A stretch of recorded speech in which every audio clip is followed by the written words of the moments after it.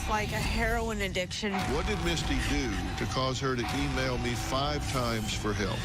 I know what I did was wrong. Her reunion with her long-lost son took a dark and criminal turn. I'm a disgusting person. This didn't feel incestuous. I'm giving you a ticket out of this hell, and you need to figure out how to make it work.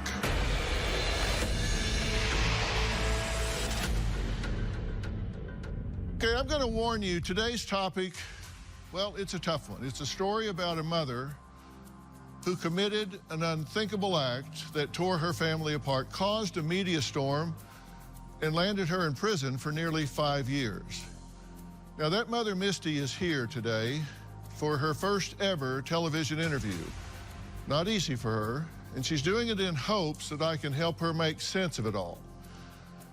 But before we learn what she did, I need to go back to the beginning, because this is a story of a woman who is both perpetrator and victim. Take a look. My childhood was frightening. Humiliation, starvation, beatings. For a long time, I was like living homeless, just like out in the middle of the woods with my mom. My mom was abusive. She was an alcoholic. She was very, like, humiliate you and like try to kill you type of abuse. She would wrap me in garbage bags and put me in the trunk of the car and drive around all day. She would like throw me in the river and tell me like I needed to learn how to swim or drown. She used to have her boyfriends shake beers up and crack them in my face so I would be drenched in beer. I would just remember her laughing about it all the time. Did you go to school? Or? The last grade that I completed was the 4th grade. I just remember like a lot of times that I would just like sort of blur my vision out and I would just sort of like mentally go somewhere else. I ended up on the streets and older men would like tell me I could stay with them. I was 10 years old, they were like 30. They would get me drunk, have sex with me, let me stay in their house. I was just not wanting to be outside anymore in the cold. At 14, I gave birth to a son. He wasn't a child that was conceived of love. From that point, I ran. I changed my name and I just kind of like hid out on the streets. When I was 17, I met my children's father. I had a common law marriage for 15 years. We had 4 children. I had gone through all of his trauma. I really felt like I was a person in life that didn't have a choice. All right, she's been very nervous about this morning, and giving her a moment to walk out and join us at this point. You know.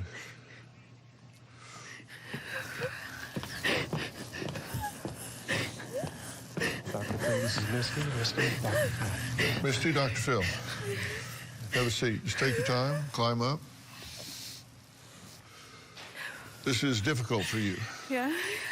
Okay, you're good? All right, so tell me what's going through your head right now. I know I just have to get through this.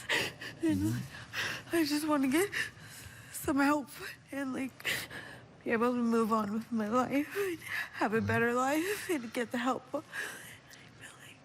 Well, let's talk about you first, historically, because your journey through this world has been anything but easy.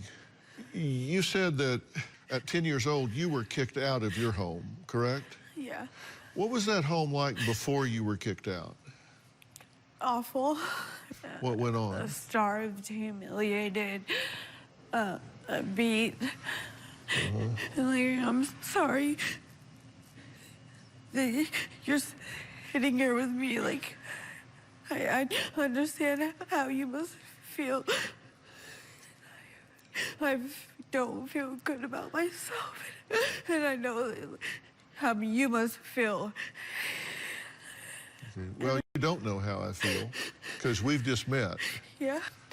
I look at what people do, and that only defines them as long as they keep doing that. And I realize you didn't have a good experience early on, and you left, and you spent time with your mother, and you guys lived in the woods a lot, correct?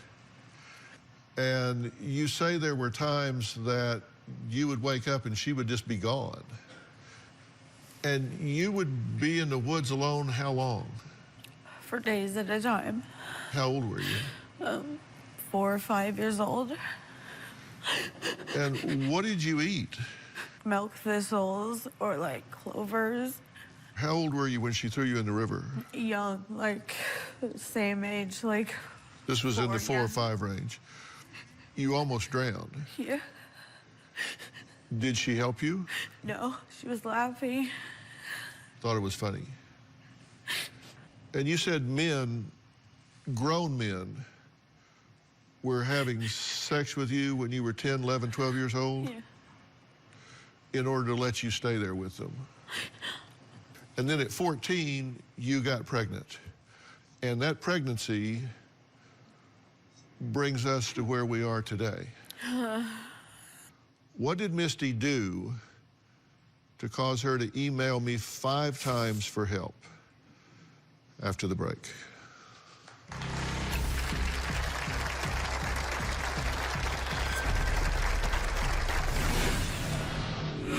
We had sex and he did record it. It was like a heroin addiction, but it was like to a person. And later, When I met him, I changed. My family watched me go from a mother who was taking care of my children and making dinner and doing homework and flossing my kids' teeth into going to somebody who can only be addicted to talking to this person all the time. It was sickening. Tomorrow. from successful model to unemployed after just a few social media posts. He said being transgender does not make you a woman. It makes you simply transgender. I did it out of spite because I was upset that certain transgender people called in to my agency and got me fired. She then panicked and stated that she, in fact, was transgender, but that was a lie. That's tomorrow. Then on Monday, a mistress faces off with her boyfriend's wife. Do you realize that I'm not the first one? You are a fling. He wants to make our marriage work. Stop talking to me. He's lying to both of you. That's Monday. Commercial vehicle accidents are difficult cases. I'm your Mississippi Attorney, Richard Schwartz. If you've been injured in an accident that involved a commercially owned vehicle, remember, I'm here for you. One call, that's all. Mother for 15 years. And then I was reunited with this person. And when we met, I was not emotionally stable or mature enough. The relationship turned sexual. Eventually, I was arrested. Like I said, I was a housewife and mother for 15 years. And I'm worried that my 4 children that were caught up in the tangles of this mess are going to really have a horrible life. Well, I'm here with Misty, who you've just been hearing about in terms of her journey through early life. She made national news back in 2012 after a reunion with her long-lost son took a dark and criminal turn. A court hearing is set for this week for a Lake County woman who's accused of having sex with her teenage son. 32-year-old Misty Atkinson is charged with 4 felonies. Prosecutors say Atkinson was an absentee mother who used the internet to find her son. I wrote something like, do you know who your biological mother is? They exchanged text messages that allegedly turned into a sexual relationship. There were freaking selfies. They were explicit. I'm sure there was nude photos. It was overwhelming. I couldn't stop it. It was like a heroin addiction, but it was like to a person. Eventually, I realized I don't feel like I'm bonded. I've never been his mother. Actually, my children's father took me to a motel to go meet him, and that's when the first sexual encounter happened. My son would come to the hotel room. We had sex, and he did record it 5 or 6 times total over maybe like a 6-month period. Atkinson was arrested after the boy's father found out about the affair. Eventually, I was arrested, and I went to prison for 5 years. I was a housewife and mother for 15 years, and then I was reunited with this person. I don't know how to move forward from this situation. It has left me destroyed. Misty, when you were talking about that, when that was playing, you put your fingers in your ears. Because that's hard to listen to, right?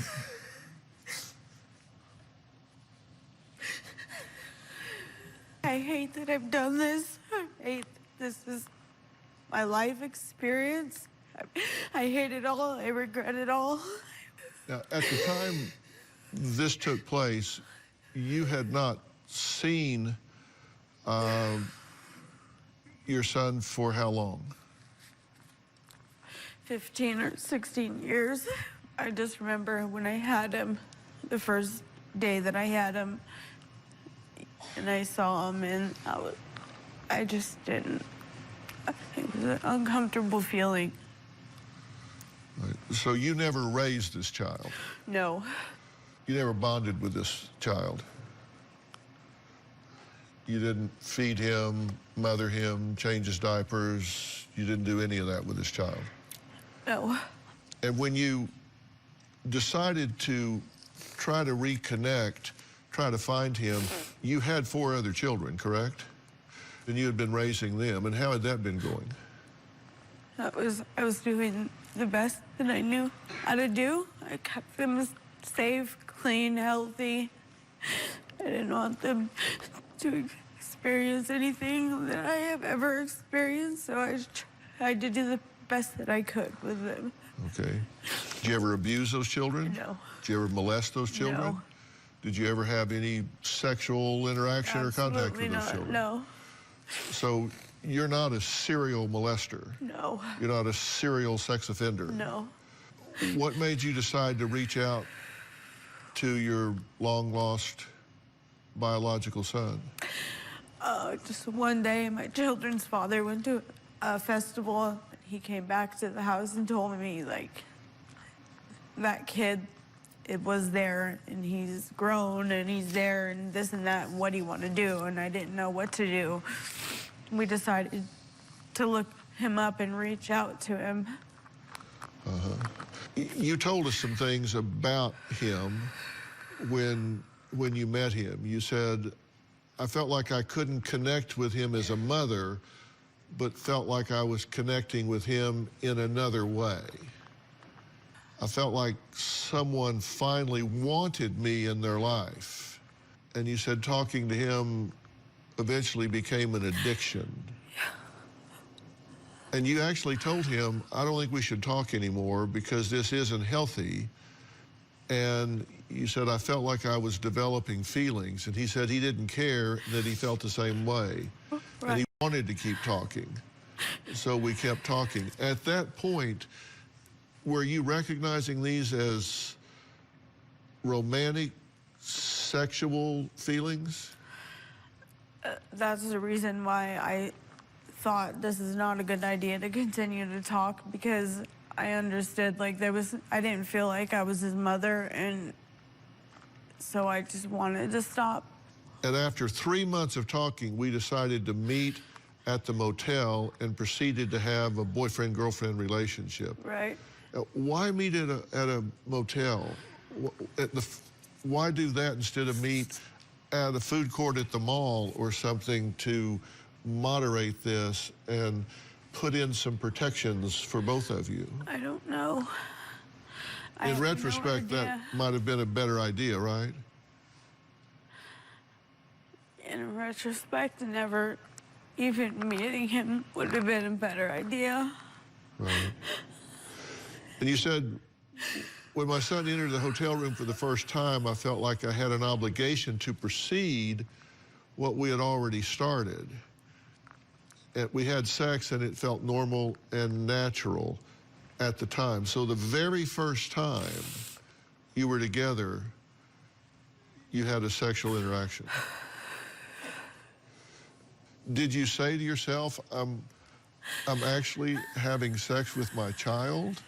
No, I don't know. It was just, it wasn't like a relative. It was just, felt like a normal person. So this didn't feel incestuous to you? This didn't feel like... Not at the time, no. While Misty admits that having sex with her biological son is the worst thing she's ever done, she says she believes it was wrong that she went to prison for it. We're going to find out why she thinks that was not the proper consequence when we come back.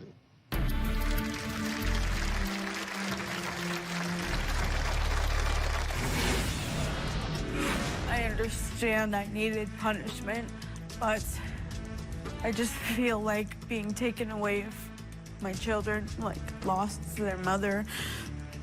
What's your relationship with those children now? And later, I don't think that's a legitimate explanation. And by the way, I need to say something to you. So take a deep breath and make eye contact with me because you need to hear this. A new episode of Dr. When I went to prison, going in there as a sex offender was very, very difficult. It's the worst thing you can be when you're in prison. The correctional officers made sure the biggest, baddest people on the yard knew who I was. I've gotten beaten in there by lots of people. Oh, the COs would say that I my son. Well, I'm joined by Misty, who says she lost everything after going to prison for having a sexual relationship with the 16-year-old son that she reunited with after leaving him behind years ago. Now, she says she is not the right candidate for prison or lifetime on the sex offender registry. And why do you say that? I don't do anything like this to be considered a criminal. I feel like this is more psychological. But I know what I did was wrong. I understand that I deserve punishment for it. I'm a disgusting person for this. I know that. I wish I could go back. And I feel so bad every day. Because every day I hate myself for this. Your point is that you're not a high risk for reoffending. No.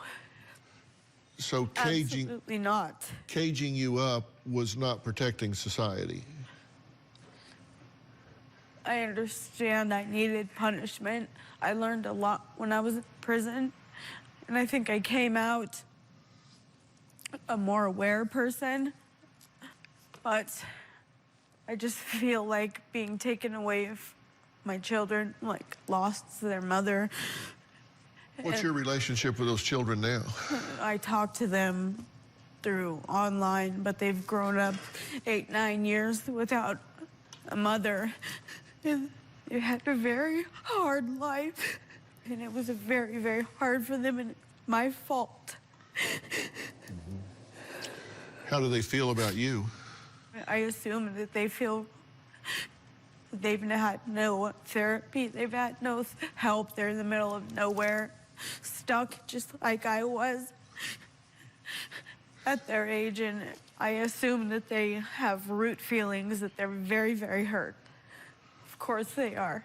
You told us when we talked to you in getting the history here, you say you don't feel like you should have gone to prison for what you did, that you should not be a registered sex offender because you're not a predator. Not for the rest of my life. Right. And you think that you suffer from something called genetic sexual attraction. I did experience that for whatever it's worth. You feel like genetic sexual attraction is a real syndrome and a real thing that you suffered from. I do, because when I met him, I changed. I started changing. I stopped eating. I stopped sleeping. It was an addiction to this person. It was insane. My family watched me go from a mother who was taking care of my children and making dinner and doing homework and flossing my kids' teeth, making sure their rooms are clean, to going to somebody who can only be addicted to talking to this person all the time. It was sickening. Well, Misty says her crime of incest can be explained away, not justified, but explained by the theory of genetic sexual attraction, or GSA. So we're going to take a closer look at that, which was essentially her defense, when we come back.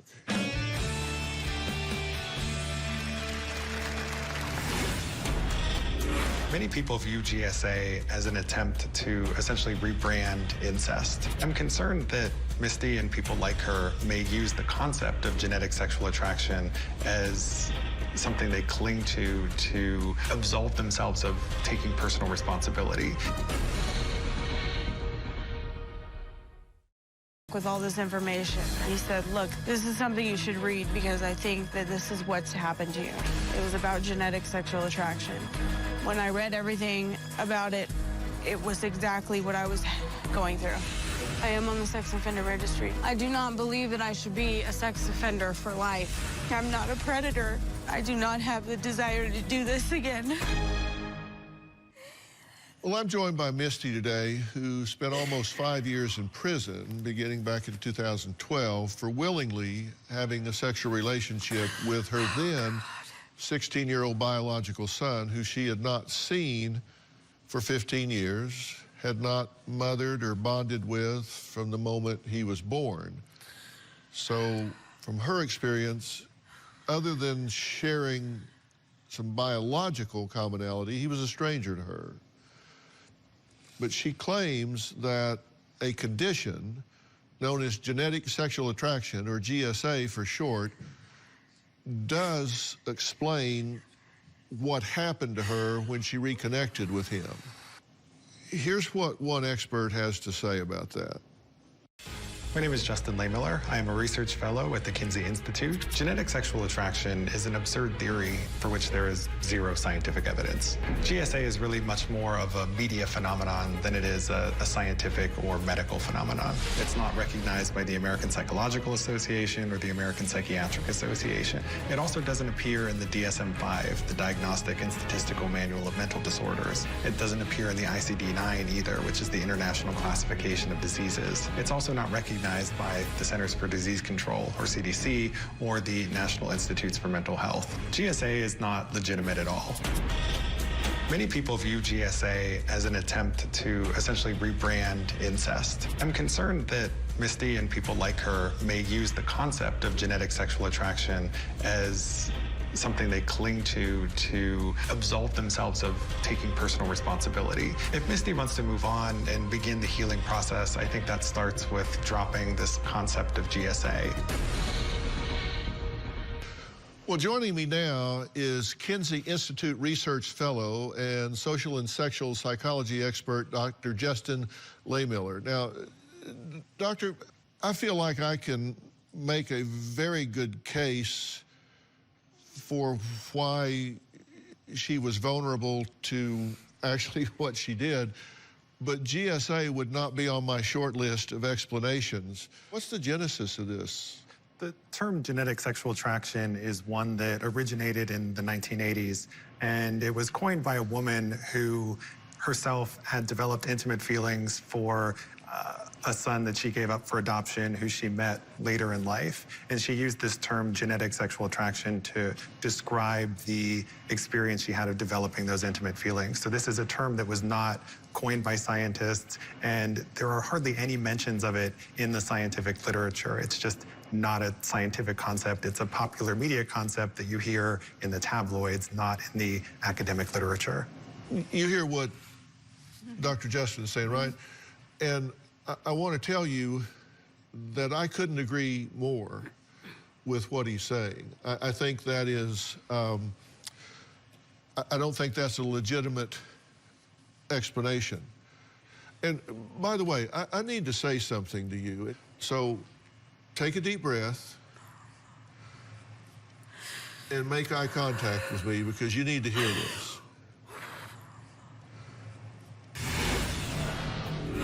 So it's not a rational choice, but there is an explanation for why these things flow from that kind of history, that kind of abuse. And later... Am I going to jail? Am I going to get locked up? Next Thursday, A Florida teenager went from being a straight-A student and cheerleader to being accused of trying to hire a hitman to kill her own parents. Now, Alyssa Hatcher stole money from her mother's purse and then handed it over to someone to have her mother and her stepfather murdered. She was arrested, and in an exclusive interview, her parents speak to me about the first time they saw her behind bars. A Florida teenager accused of trying to hire someone to kill her parents. Tonight, that girl is locked up. Have you ever asked her, why did you want me dead? No, not yet. You haven't asked her that? Last night was the first time I'd seen her since she's been in there. Are you curious what she'll say? Yes. What in her mind would she be saying to herself to justify wanting you dead? Well, Alyssa was being charged as an adult. And here's the thing, this kid was on drugs. She really didn't know what she was doing. And I don't take this lightly, but if she gets tried as an adult, she's looking at 75 years. She could get life, she could get 75 years. I did not want this young girl's life to be ruined for a bad decision that I don't think is really what she intended to do. Anyway, that's all next Thursday. You don't want to miss that. All right, now let's get back to today's show. I need to say something to you, and you need to look at me and hear this, okay? So take a deep breath and make eye contact with me, because you need to hear this. I don't think you're a horrible person. I think you made some really bad choices. And I do think, and I'm not making excuses for you, I'm acknowledging the fact that children do learn what they live. And I think your value system, based on your history, based on what you were taught your worth and value was, got down to a very base level, was physical from the time you were 10 years old. And when your self-esteem and your self-worth is defined at that really base level, there's a tendency to default to that. What do I have to offer? Well, I have to offer my body, my sexuality, but there is an explanation for why these things flow from that kind of history, that kind of abuse. Doctor, talk about it from that standpoint, if you will. So trauma is something that can have a very powerful impact on our sexual desires and attractions. Unhealthy, unproductive, in fact, maybe counterproductive. I think in this case, it may be that all of these traumas that Misty has endured have led her to create psychological distance between herself and her son, so that she doesn't view her son as her son. And that may have created this opening for that sexual attraction to have emerged and for her to have acted on it. Look, is this a healthy choice you made? Of course not. And there's no other way to spin that. And I don't think that you are at risk for reoffending in that way, but I do think you are easily led. I do think you are very vulnerable to environmental influences and a very serious need to be accepted and belong, and I think it can cause you to compromise your logic a lot. Now, Misty emailed me 5 times for help, but it's been very difficult for her to be here, as you can well imagine. It would be much easier for her to just stay at home, keep her head down, and suffer through this for the rest of her life. But she didn't. She came here. So what do we do with that? What happens at this point? We'll be right back.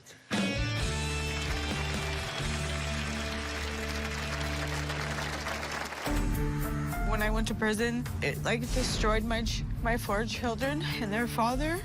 This whole situation, all the destruction that it's caused. I want to get help. I understand that, like, I'm a disgusting person. I mean, I know it offends a lot of people, and it offends myself, too. I just want Dr. Phil's help. I think if anyone's going to help me, he's going to be able to do it. Monday on an all-new Dr. Phil, a mistress faces off with her boyfriend's wife. Do you realize that I'm not the first one? You are a fling. He wants to make our marriage work. Stop talking to me. He's lying to both of you. That's Monday. Stains can appear out. All we need is you. You're going to be in the Los Angeles area and want to watch a live taping? Visit drphil.com and click tickets. Tickets are free, and I hope to see you soon. Am I going to jail? No, you're not going to jail. Okay? Am I going to get locked up? No, it's time to be held. Okay? As you heard, when we were going to break, I said she didn't have to come here, but she did. And as soon as we went to break, you asked me a question. What was your question? Am I going to jail? Out of all the questions you could ask, what makes you ask that particular question? Because I'm terrified.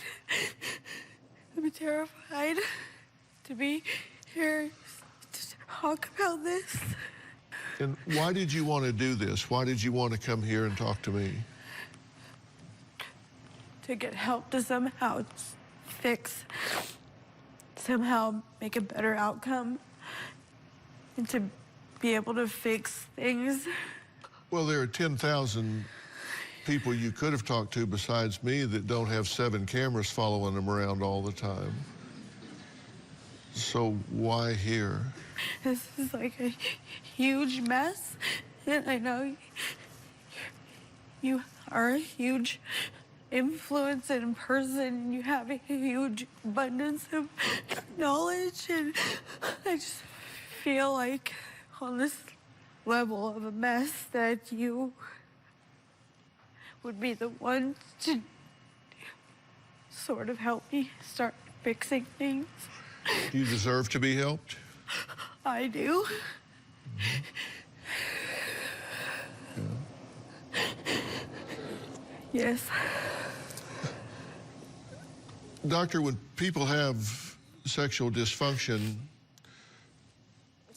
of this nature or at this level, has it been your experience that this kind of thing can be unwound, unraveled, and reoriented to a level of healthy functioning? Yes. I mean, there are ways to move on to heal from this. The incest taboo is one of the most powerful and pervasive sexual taboos there is. And so from people looking at the outside in, that's a really high bar hurdle to clear. And so that's going to take a lot of time and a lot of work, and not expecting anything to change overnight. It's a daily process of taking that accountability and doing your best to make amends for it. Mm-hmm. What do you think about what he just said? I'm just sort of surrendering to this process and allowing this to take its course. Would you like to know what I think you need to do? Be locked up for the rest of my life. Well, that's one option, but it's not on my list. First off, there's no police backstage. Nobody's going to haul you off and lock you up.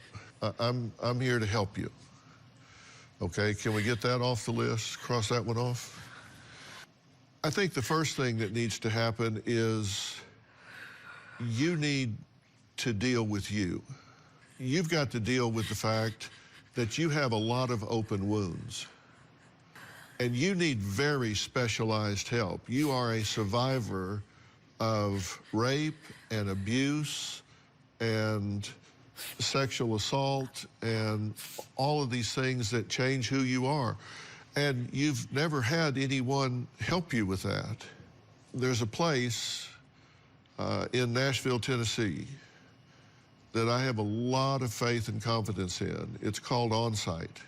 And it is a retreat that you can go to that is, in my opinion, the worldwide leader in intensive workshops for people that have been through trauma, to know how to heal those things so you can begin to build on something solid instead of shifting sands.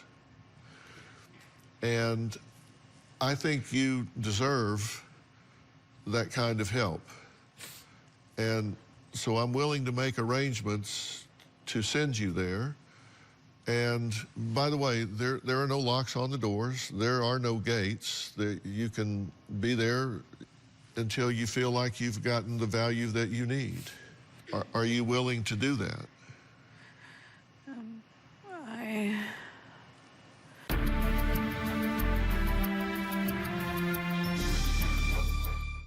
Today's show is almost over, but we are hard at work on tomorrow's show and beyond. And we are always looking for great guests.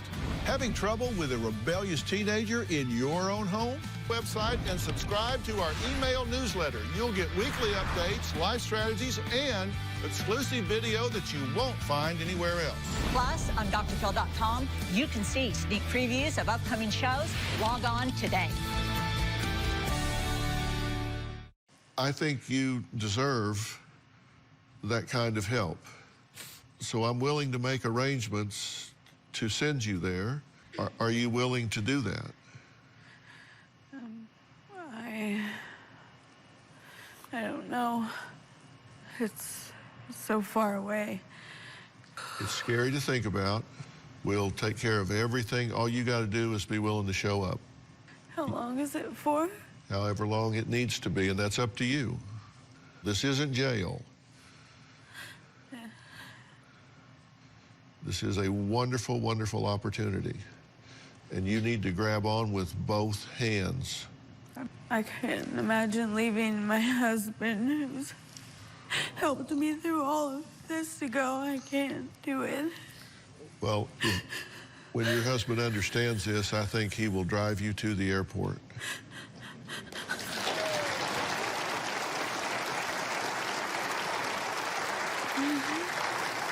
And we will certainly make him part of this whole process, okay? There's no way that he can stop what he's doing. And okay, look at me. You need to not be figuring out how this won't work and figure out how it will work, because your alternative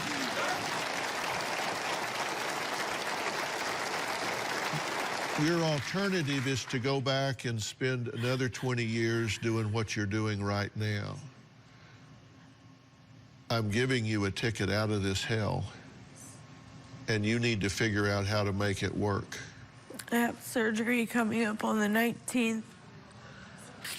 I've already paid for it. Okay, look at me. I will work with your life. You need to tell me you're willing to work to get your life back. I am willing to work to get my life back. I want my life better. Okay. All right. Okay, we have to stop. For more information about today's show, log on to drphil.com.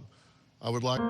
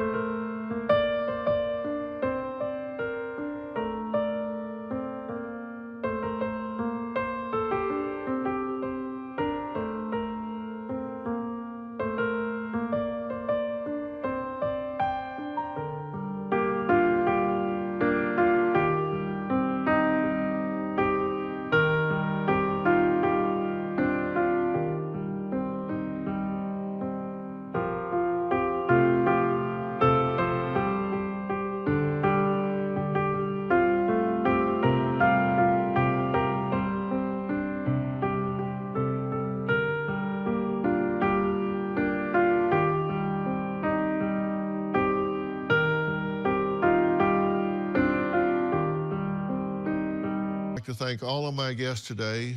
Misty, thank you. Dr. Justin Lehmiller, thank you for taking the time to come here and talk about this. Dr. Lehmiller has a book, Tell Me What You Want, which is all about the science of sexuality, which is out now. I highly recommend it. Don't forget to follow me on social media. You can tweet me on Twitter, like me on Facebook, or even double tap me on Instagram. We'll see you next time.